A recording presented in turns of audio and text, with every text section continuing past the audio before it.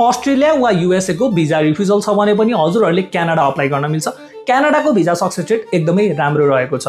आउँदो इन्टेक भनेको जनवरी 2027 हो। फीको कुरा गर्ने हो भनेदेखि average tuition fee 18,000 Canadian dollar र प्रोसेसिङ गर्दा हुने खर्च भनेको 2 देखि 3 लाख रुपियाँ हजुरको खर्च हुन आउँछ। फाइनेन्शियल डकुमेन्टको कुरा गर्ने हो भनेदेखि अस्ट्रेलियाको तुलनामा निकै सहज रहेको छ क्यानाडाको फाइनेन्शियल डकुमेन्टेसनको प्रोसेस, जहाँ तपाईलाई गाइड हामीले गर्नेछौँ। अब पढाइको कुरा गर्ने हो भनेदेखि हजुरहरूले डिप्लोमा, एडभान्स डिप्लोमा वा ब्याचलर्स साथसाथै मास्टर्स पनि पढ्न सक्नुहुन्छ।